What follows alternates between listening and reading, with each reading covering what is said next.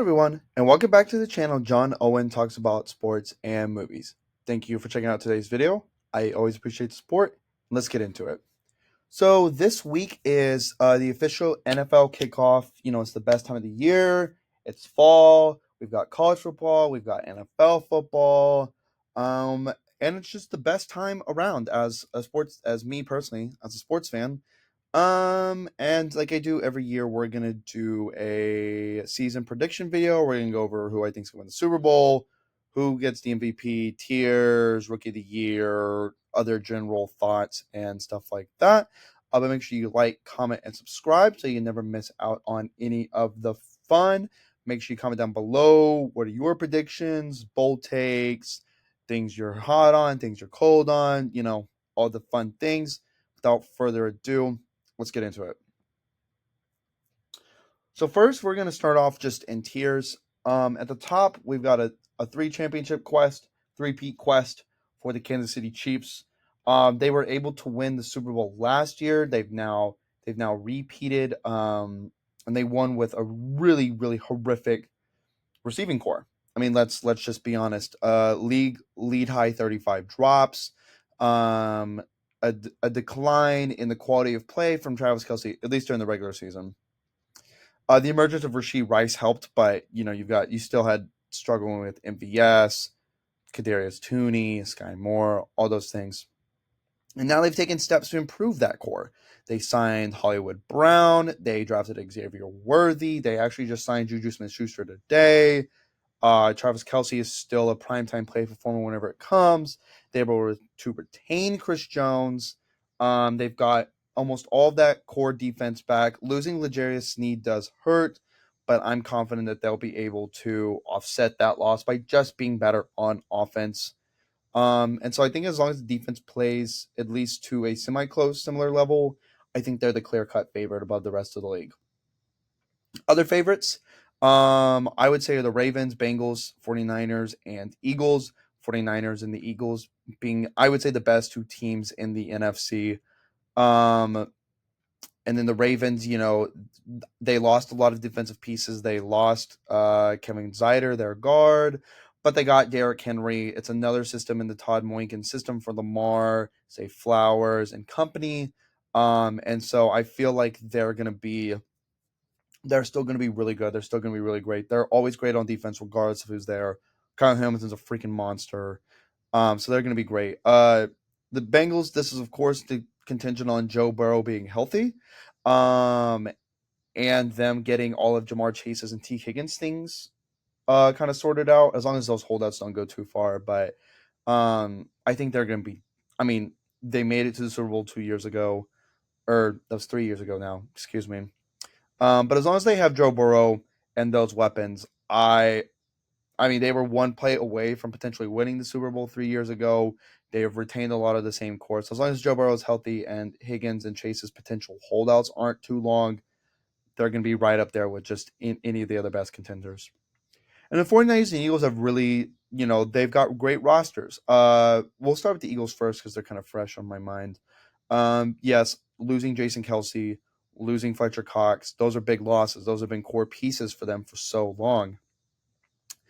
However, they signed Saquon Barkley, who I think is going to be incredible for them. They were able to sign Devin White, Josh Huff. Then they drafted Quinyon Mitchell and Cooper DeJean. So they addressed all of their big needs in the secondary and in the linebacking core, which is where they were very, very weak last year. And the 49ers, they've got the best offensive core in football. Purdy, CMC, Kittle, Ayuk, and Debo. Ayuk or Debo might be on the move. Who knows? But they still have Trent Williams. They got Kyle Zukachek. I botched that, but they still got Fred Warner, Nick Bosa on the other side of the ball. They've got just such a loaded roster. This is going to be either one of the last seasons that Brock Purdy is on a cheap contract. So I definitely feel like they're like pretty revved up and ready to go to try to get a ring before they have to pay Purdy. And my next tier fellow contenders, with the Texans, I really feel like they've loaded up. And they're going to be really good. They just don't have the experience for me to be able to put them in the favorites tier. That's why they're at the front of the fellow contenders tier. Not that the other tiers are necessarily ranked, but just wanted to point that out. The Lions, I know they made it to the NFC Championship game last year, but I just need them to do it again. Need to see just a little more from them. I still think Jared Goff really limits their ceiling as a team. I know Jared Goff's very productive, but there's a reason the Rams traded him away and then won a Super Bowl with Matthew Stafford. Um, their defense is just going to have to be a little better. Their secondary, they're one injury away from not being a very good defensive line. So that's something to take in consideration. Um, but they're still going to be very productive on offense. They're still going to be very aggressive. Um, Jahmyr Gibbs, Jameson Williams, David Montgomery, Amon-Ra St. Brown, Sam Laporta.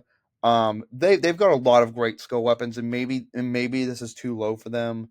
But for now, I'm just going to leave them in this tier. And in the Bills, they've had a lot of attrition. I'm not so worried about them offensively. Really not. Like they still have Josh Allen. I think James Cook is going to take a jump. I think Dalton Kincaid is going to take a jump. I think Shakir Moore is going to be a more viable number one receiving threat than people think. They just lost so much on the defensive end as well. But as long as they have Josh Allen and solid enough weapons, I still feel like they are capable of going toe to toe with anyone on any given Sunday.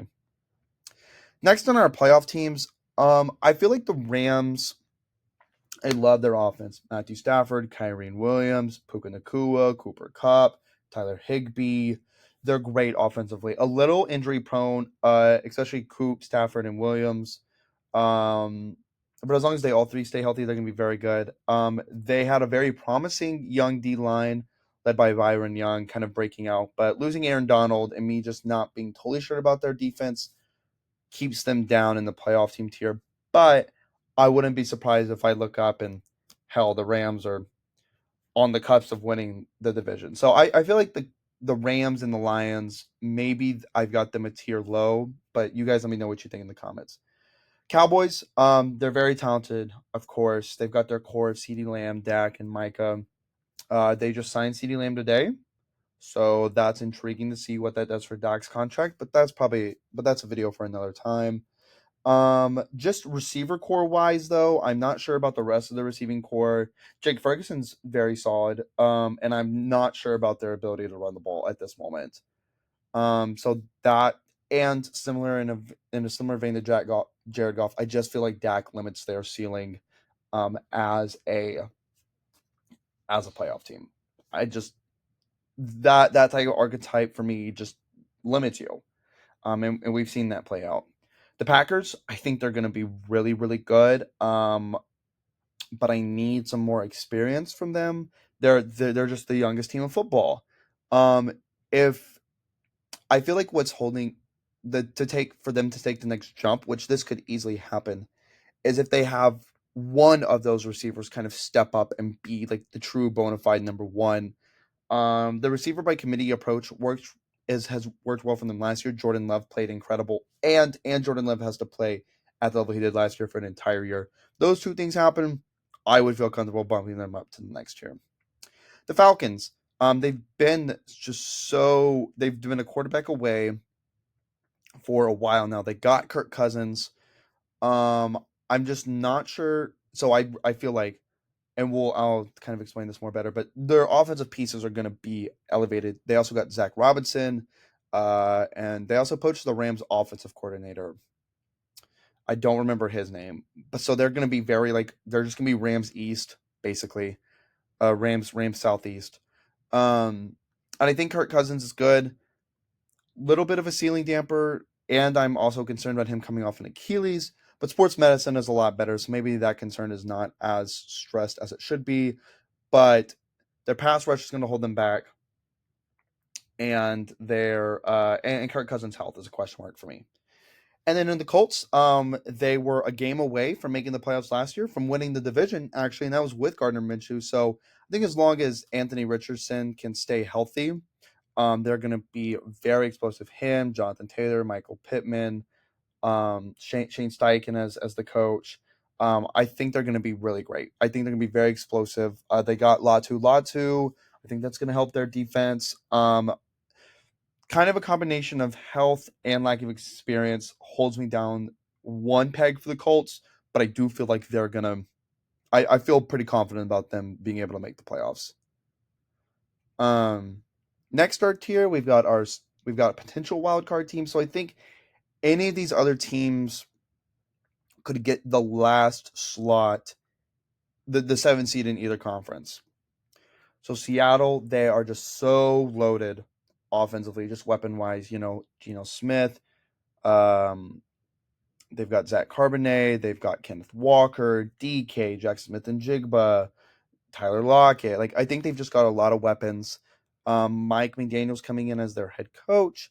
But Geno was a little inconsistent last year, so I think that might be something that holds them back. So that's why I've got to cut them down a peg. Vikings. I think Sam Darnold's going to be pretty solid, actually, for them. They've just got a lot of weapons. TJ Hawkinson, who I know is hurt, Jordan Addison, or I know they have a lot of weapons, but TJ Hawkinson was hurt, is going to be hurt to start the beginning of the year. Jordan Addison just got arrested for a DWI, I'm pretty sure. They still have Justin Jefferson. They signed Aaron Jones, which I think is a good pickup for them. Kevin O'Connell is a really great offensive mind. So I think they're going to be fine. Offensively, I think they're going to be pretty good, but I don't trust Sam Darnold to lead them to be a playoff lock. Miami, I really want to like Miami, but they fell apart last year. They're going to run into the same issues again, playing in cold weather. Tua's arm's just not that strong. I don't feel like Tua is the best maximizer at quarterback for the type of talent they have on the outside with Tyreek Hill, Jalen Waddle. They signed OBJ. They've got Devon Achane, Raheem Morsehead. Those last two aren't really as contingent. Mike Gesicki. I just feel like Tua just holds them back a little bit, and they just signed him, so they lost Christian Wilkins. And now there's the weird thing. I think there's gonna be some locker room issues potentially with Brian Flores and Tua. They've gone into a recent spot. So for me, it's just holding them back. The Jaguars, I am a closet Trevor Lawrence defender, but he's just going to have to, the turnovers have got to come down. I think the receiving core, I think the roster around Trevor Lawrence is actually really solid. Maybe his best roster since he's been in Jacksonville, but I've got to just see him play more consistently. And it's still the Jaguars. They just kind of feel cursed from time to time. The Jets, maybe this is me projecting a little bit because I don't like Aaron Rodgers. I just don't trust. I don't trust them. I absolutely do not trust them. I don't really believe in Robert Saleh as a head coach. Aaron Rodgers is prickly and he's weird. I think he's definitely going to elevate the play of guys like Garrett Wilson and Breece Hall.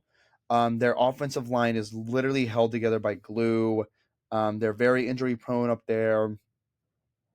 Aaron Rodgers just tore his Achilles last year and has been weird. So they could either turn up and win the AFC East, but it also wouldn't surprise me if they tanked and only won 6 games. So for me, I've got to keep them this tier just because I don't know and I don't trust them. The Bears. I think for the first time in a long time, there's actually a lot of hope in Chicago. I am a huge. I'm huge on Caleb Williams. I think he's gonna hit. I think he's gonna be so good. I'm staking my claim right now. I don't mean my words if I was wrong, but if I end up being wrong, but him, DJ Moore played great last year with horrific quarterback play, or with not very consistent or good quarterback play. I don't want to dog on Justin Fields' rushing ability. They got Rome Odunze. They got Keenan Allen for nothing. They brought in DeAndre Swift.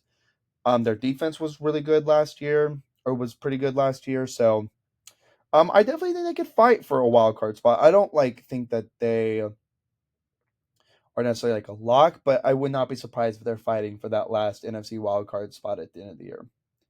Teams that are intriguing to me, I don't have as much confidence in them to be like um like a potential wild card team, but I'm very intrigued by them. The Bucks, they've still got Baker Mayfield and retained a lot of their core, but I think losing Dave Canales to the Panthers, we'll get to here in a little bit, it's going to be a really big detrimental loss that people are kind of underrating. So to me, that took them from the potential wild card to and I think two teams in the NFC South, the Falcons and the Panthers, are both going to be better. So I don't think they're going to be able to just like sneak in because their division sucks. The Chargers, I love Justin Herbert. I I think Jim Harbaugh's a great hire. I think they've still got some really good talent on their defense. But for me, that receiving core, I mean, I think Lad McConkey is going to be their lead, and Joshua Palmer are going to be their leading two receivers going into the year. Now, if anyone is capable of elevating them, it's an arm talent and a talent like Justin Herbert. But that's a really, really, really low floor. That's a really like low place to try to start to elevate. Um, they've So for me, I'm just not sure. I think they're going to be intriguing. I definitely think on a good day they could probably compete with any other team just because they've got a top 7, 8 quarterback, top 5 quarterback in the league, potentially, kind of depending on how you feel about Justin Herbert. And they got to Joe Alt, which I think will be good for them, but I think I think ultimately they're just not ready yet.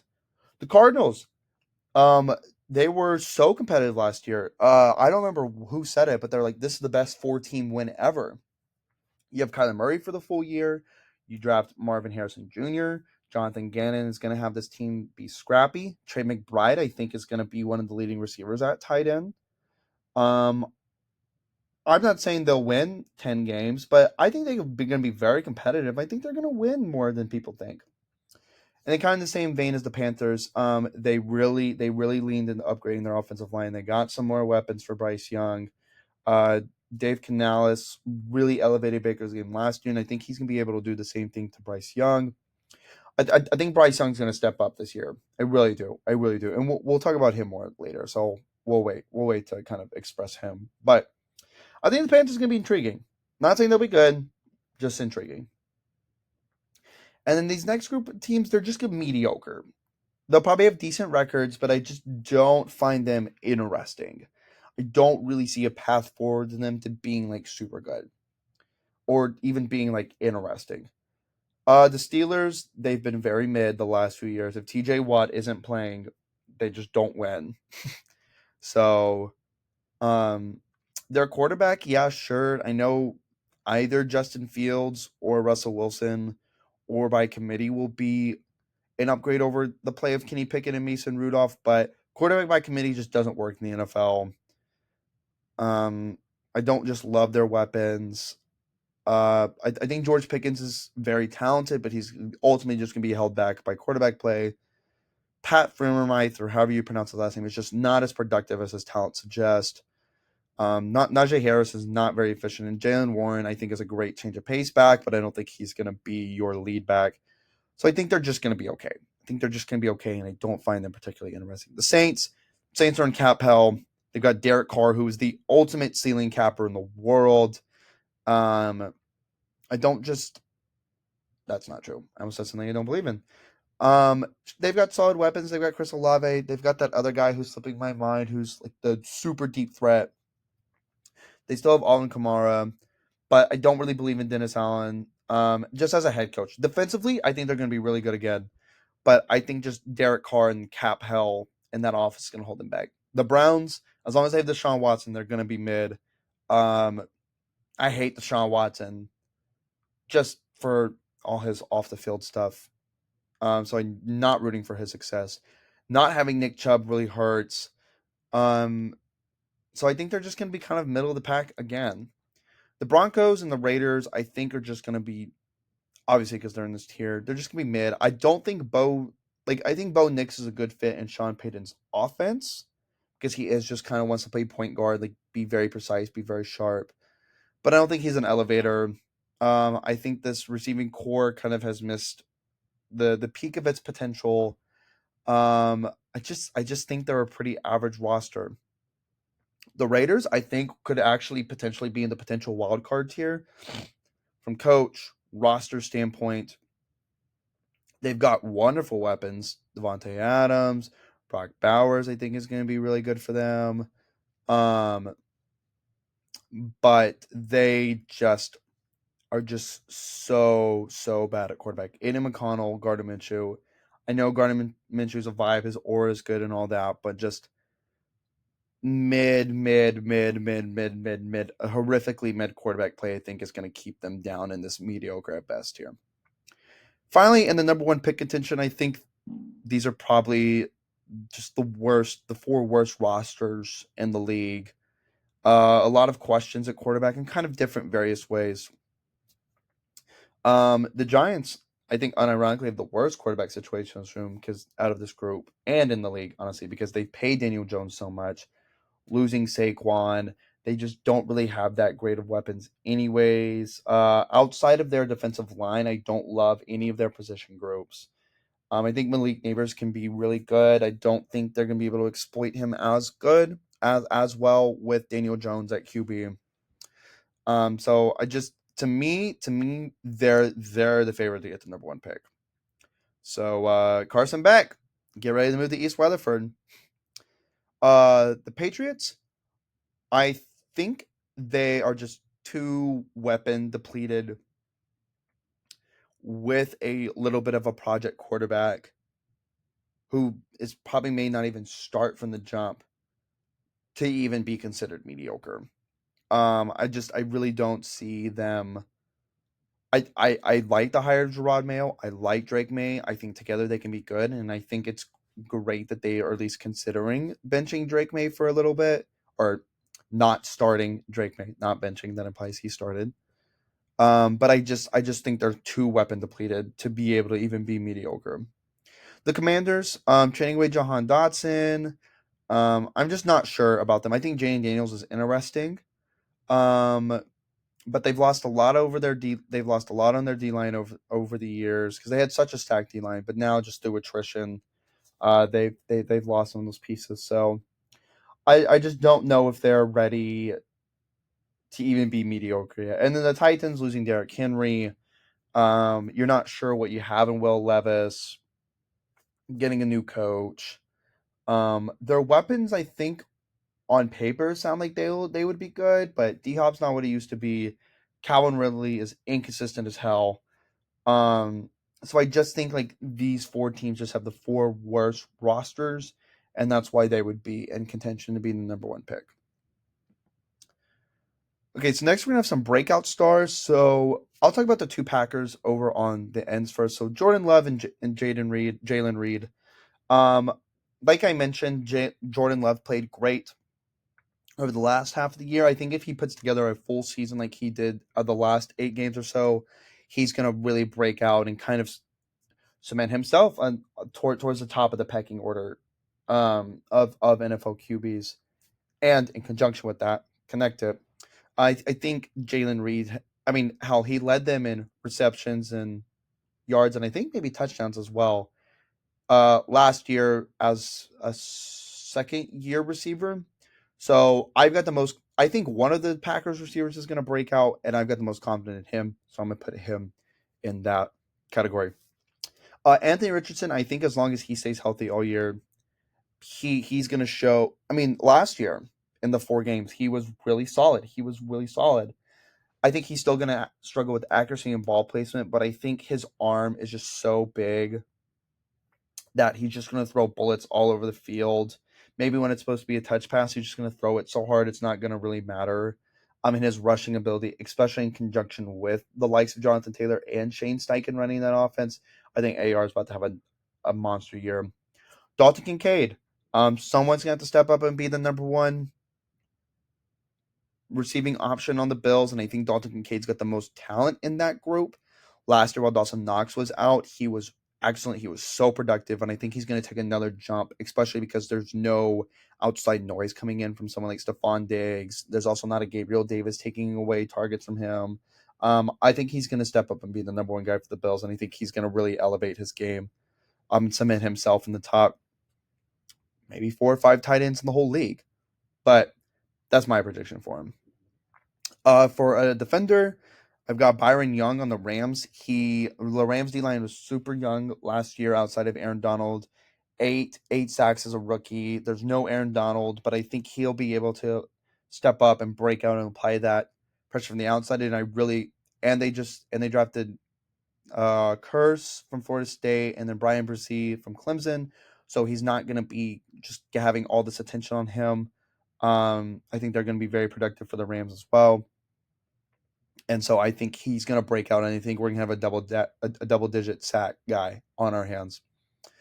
The Panthers guy, Ike Anufere, I have no idea how to say his name. Should have looked it up before I made this video, but I think he's going to take a step, and I think he's going to contribute to Bryce Young stepping up his game. So that's kind of an offensive lineman I expect to kind of step up and break out.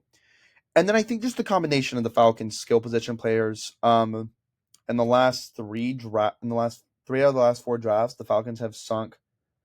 Well, I guess the last 4 drafts, now counting Michael Penix, they've sunk top 10 picks in the offensive weapons, and they've just been so offensively mediocre under Arthur Smith. But I think under Zach Robinson and their new Rams-like system, I think Bijan's going to break out. He better because he's on my fantasy team. Same with Jordan Love. And I think Kyle Pitts is finally going to step up. I've been a huge Kyle Pitts fan or believer since he came into the league. I think we're actually going to see him score more than 1 touchdown on American soil, which would be really nice, really fun.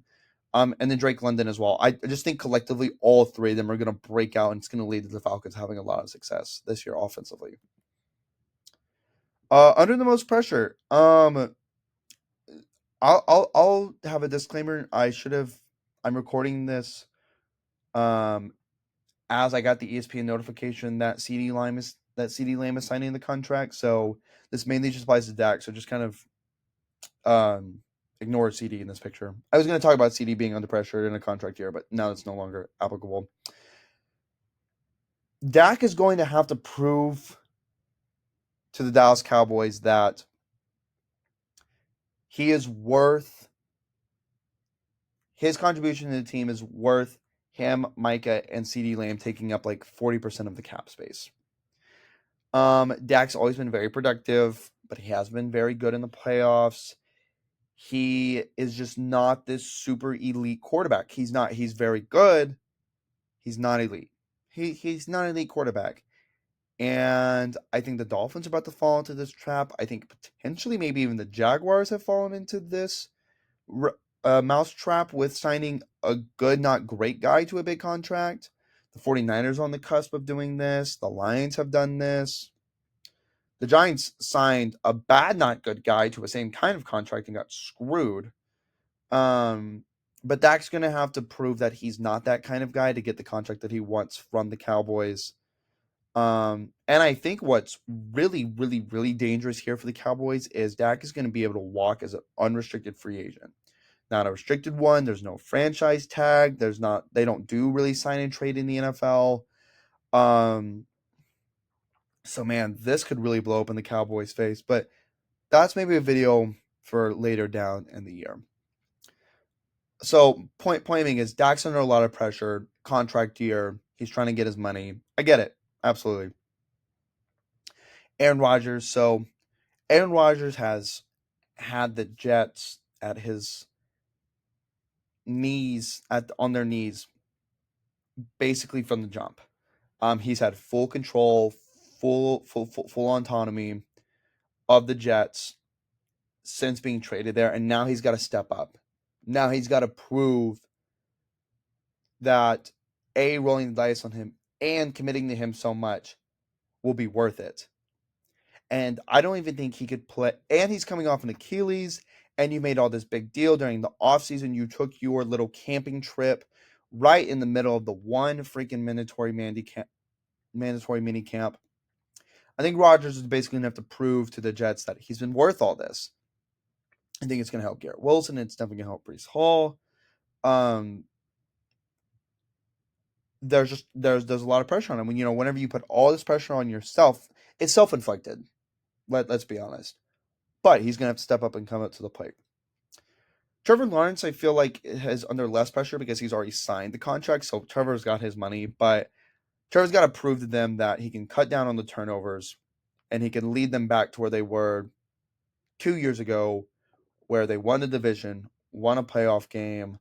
I personally think he'll be able to do it, but I think that he's just gonna have to prove it. He's gonna have to prove it. The AFC South is gonna be really tough. He's gonna have to play really well. The fumbles and interceptions have got to come down, or else they're just gonna be in this high roller type of situation with him as long as he's there. I don't think Deshaun Watson is just fighting for his job. I think he's fighting for his place in the league. Since he's been in Cleveland, he has been bad. Let's not sugarcoat it. He's been bad. He's been unavailable, and when available, he's just been bad. They've surrounded him with as much talent as they can. I think they've got a good coach in Stefanski.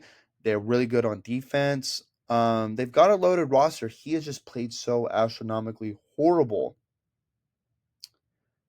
considering his price point since he's been there. So he's got to step up his game. He's in a similar boat to Aaron Rodgers, with even more off-field pressure. He's got to step up. Someone kind of in a different way from a contract standpoint is Devin White. So Devin White's on a 1-year prove-it deal with the Eagles. He's only like a 6th or 7th year pro. So I think he's playing. He's like, hey, look, I'm gonna come to a contender. I'm gonna play really well, and then my next contract is when I'll cash out. So I think he's under a lot of pressure, not as like high pressure as like the other quarterbacks I've mentioned, but I think just like I think it'll be fun to watch him maybe next offseason get his bag after hopefully a good year for him. Bryce Young's interesting. I would put him on a higher level, a higher tier of pressure if the quarterback class, maybe the next draft quarterback class, a Carson Beck, Quinn Ewers, Shedeur Sanders, if they were projected to be a better class. So I feel like because they're expected to be an okay, not great class, that kind of gives Bryce Young a little leeway. But they believed in him. They didn't pivot off of him. There was not like a Josh Rosen, Kyler Murray type situation. They surrounded him with a lot of weapons. They got a good young offensive coach, kind of the Sean McVay method. But he's got to show that all those picks they drafted or all those the pick they traded and DJ Moore was worth it. But I've got confidence in Bryce Young. I think in the few preseason games you've been able to see his escapability, his accuracy, his poise, just because he's had more than a second to throw the damn ball. So to me, these are the people that are under the most pressure this year. Most impactful rookies, kind of the people you expect to see here: Caleb Williams, Jayden Daniels, Bo Nix, the 3 quarterbacks who were drafted early that I think are actually going to play from the jump. They've all been 3 named starter. I think Caleb Williams is astronomically talented player. I mean, I think he's just so damn good. So I think he's going to be really great. I think Jayden Daniels at least is going to be productive. I don't know how much he's going to contribute to winning, but I also don't expect him to take the Commanders from the second pick to a 9-10 win season. So I don't mean that as a detriment. It's not like some NBA players are like, oh, they're putting up empty stats on a bad team.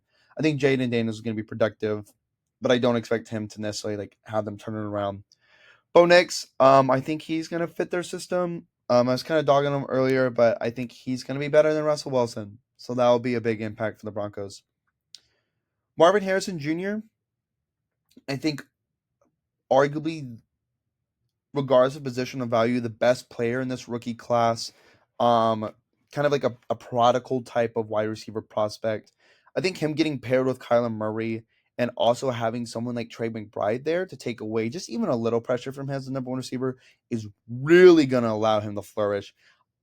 I really think Marvin Harrison Jr. is about to have like an astronomically great rookie season. Joe Alt paired with Rashawn Slater and a Jim Harbaugh type offense is going to do numbers. It is going to be great. I think he solidifies. I don't think it was the Chargers' most glaring need, but they could not have passed up Joe Alt at 5. Like, it just made too much sense, especially after hiring Jim Harbaugh.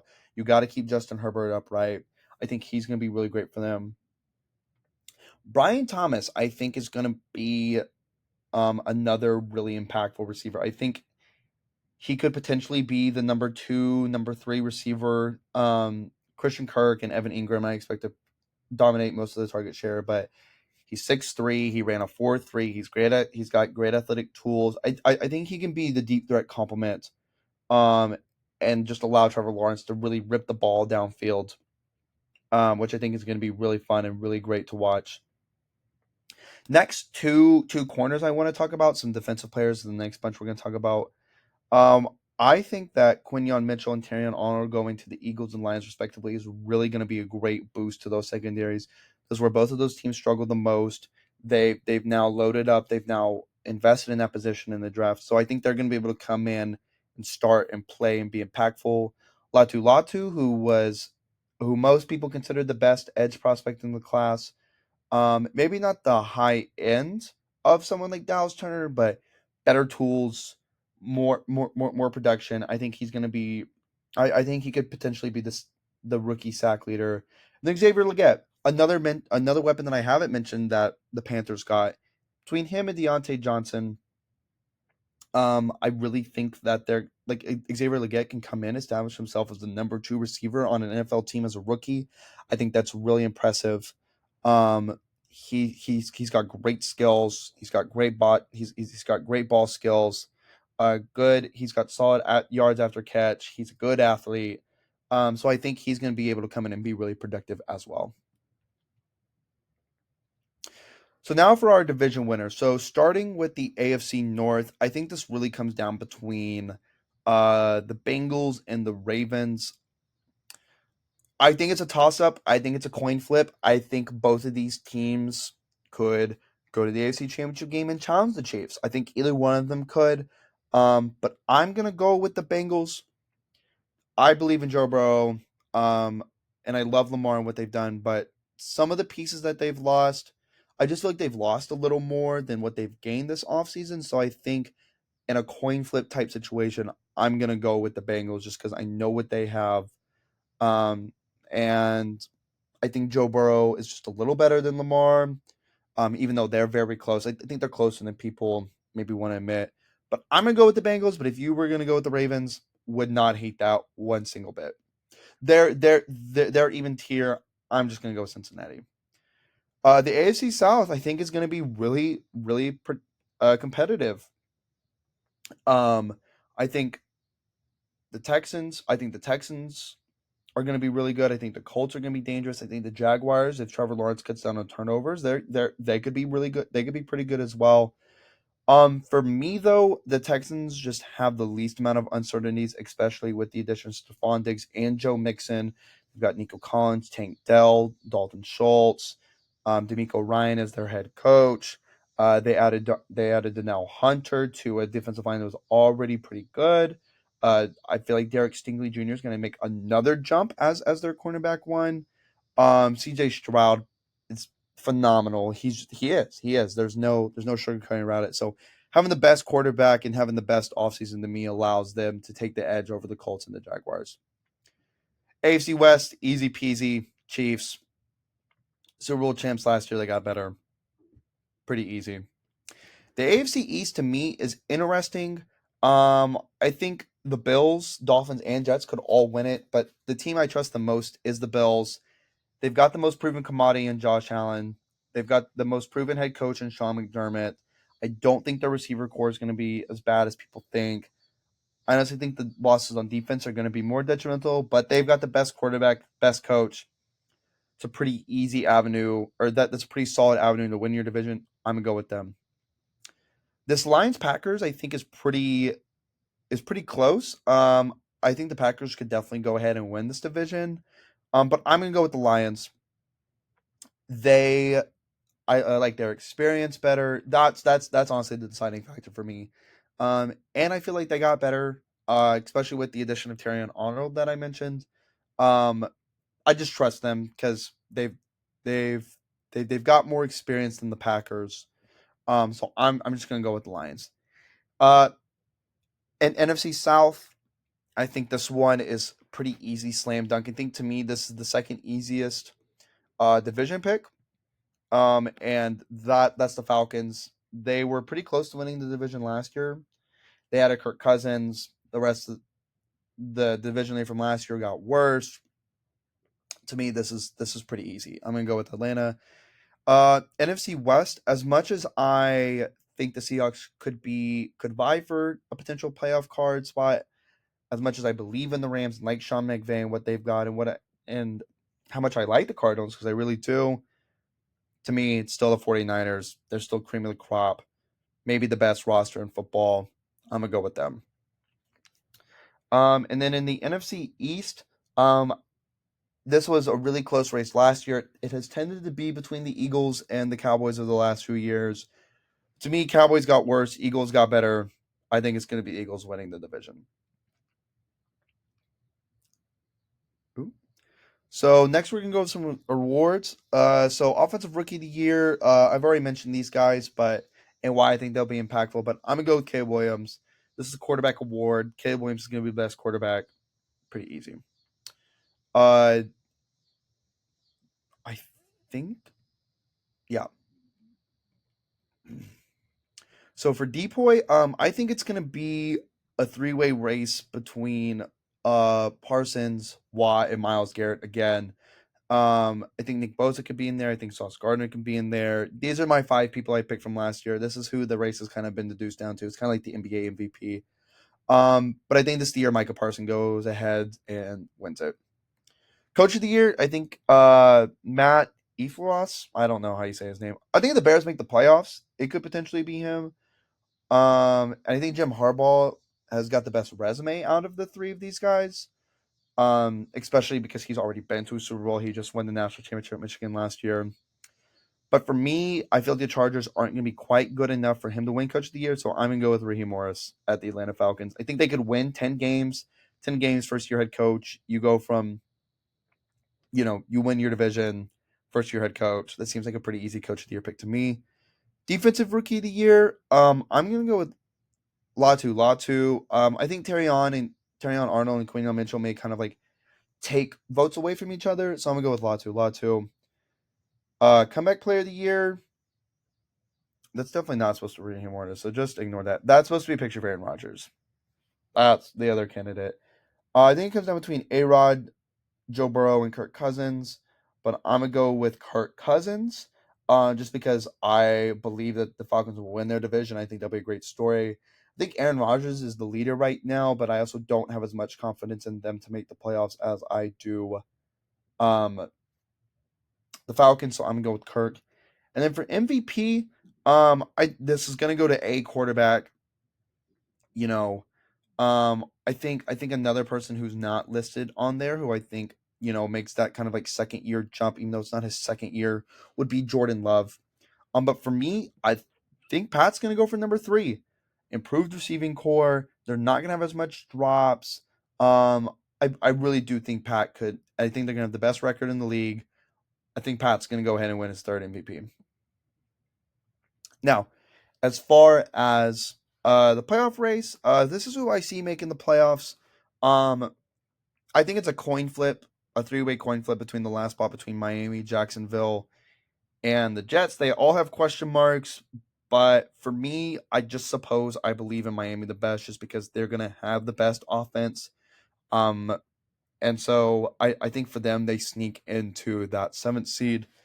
If this is how it ended up, this is how I would see the bracket playing out. I think the Bills are really good, or I think the Bills are going to be good still, but I just think the Ravens would overwhelm them with too much talent. As much as I think the Colts are fine, I just don't think they would be ready to go toe to toe with the Bengals yet. The Texans, this would probably be the least close game in my opinion. Out of these three potential matchups, I'm going to go with Houston. And then if it came down to a rematch of the AFC Championship game, um, I would go with the Chiefs.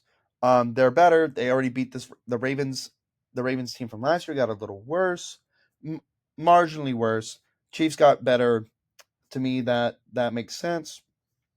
Bengals Houston. I think this one would be a great quarterback duel, but I think the Texans would go ahead and beat them. I really do. I feel like they're ready to take that next step to be um maybe the biggest challenger in the AFC to the Chiefs.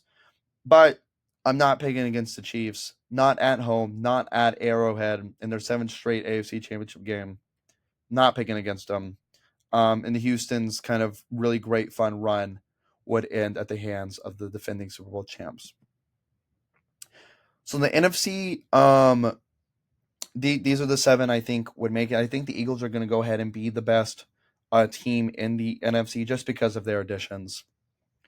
But if this is how the bracket pulled out, as much as I've been gassing up the Falcons, I really think the Packers already won a playoff game last year. Kirk may not even be there health wise, so I'm gonna go with the Packers in an upset at home. Rams Lion rematch again.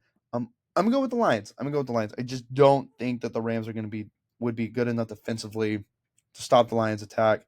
San Fran Cowboys. San Fran easy all the way. And this, similar to kind of what happened to the Packers last year, young team, great story, but they run into a roster that's just better than theirs, and they lose a road playoff game. And then between the Lions and the 49ers, this was a close game. Last year, a lot of things had to go right for the 49ers to go ahead and win it. Some strange coaching decisions. Oh, no, some strange coaching decisions from Dave Campbell. So just to spice it up, I'm gonna go with the Lions, making it back to the NFC Championship again for the second time in 2 years. However, I do feel like the Eagles would just go ahead and win. New coordinators, some upgraded pieces, addressing holes from last year's team. I think they would go ahead and represent the NFC for the second time in 3 years. So we get a rematch between a couple years ago. The Chiefs are the Chiefs. I don't really have to get into them, and I kind of already went over some of the Eagles' additions, how they added Saquon to elevate a good rushing attack. Kellen Moore coming in as the offensive coordinator as well, I think will help addressing secondary with their draft picks and Devin White at linebacker as well as Josh Huff. But for me, I'm just not going to pick against the Chiefs until someone beats them. So I think the Chiefs are going to be the first team to three-peat in NFL history. And that's the conclusion of the video. Thank you so much, guys, for watching. Make sure, like I said earlier, like, comment, subscribe. Check out the link content above. I always appreciate you guys watching. I especially appreciate when you get to this point. I know these videos can get a little lengthy because I like to yap, but I appreciate every single one of you. Have a great day. Thanks.